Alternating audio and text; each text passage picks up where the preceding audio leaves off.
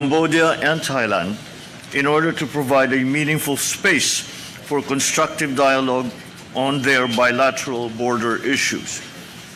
This meeting has demonstrated how our relationship in ASEAN is built on mutual respect, trust, solidarity, and understanding. It is a relationship that requires sensitivity to each other's concerns, which I think I am able to say was amply demonstrated in the discussions this evening.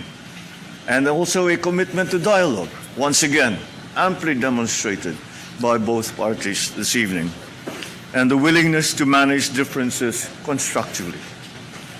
The Philippines approached this dialogue with utmost respect for both countries, guided by ASEAN's fundamental principles of respect for sovereignty, non-interference, and the peaceful settlement of disputes, as enshrined in the Treaty of Amity and Cooperation in Southeast Asia.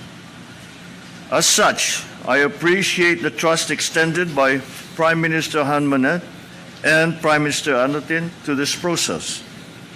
During this meeting, I would venture to say that many subjects have been covered. Some agreements have been reached, and ways forward have been discussed.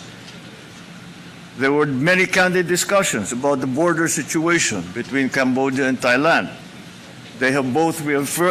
Although they have both reaffirmed their importance of maintaining open communication, exercising restraint, avoiding actions that may escalate tensions, and continuing efforts towards peaceful dialogue and constructive engagement.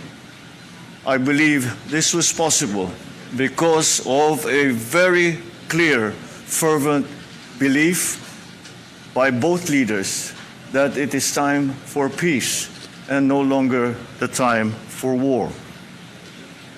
The Prime Ministers have agreed to task their respective foreign ministers to sustain this open and candid dialogue and to discuss more directly with one another in detail constructive approaches to prevent escalation, foster the conditions for peace and stability, and to safeguard the well-being of their peoples.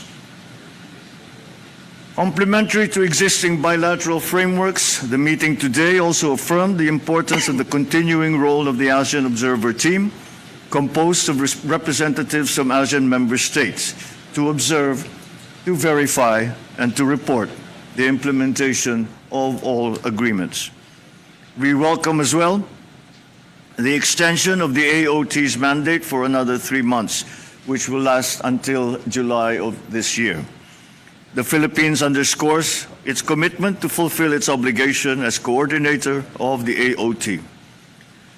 And so as Cambodia and Thailand continue to work on the situation, the Philippines commits to continue offering its good offices to enable both countries to engage in sustained dialogue and cooperation, especially towards upholding the commitments and principles agreed upon by the two parties.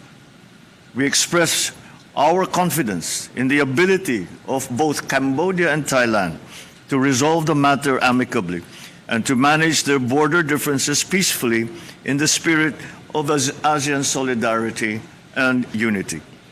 The entire ASEAN family remains ready to continue supporting efforts to promote dialogue, confidence building, and the maintenance of peace and stability in the region. Together, the three of us have reaffirmed that peace and stability are indispensable for ASEAN's continued growth, prosperity, and the well-being of our people, and that preserving this stability requires constant effort from all ASEAN member states. Thank you. Good evening.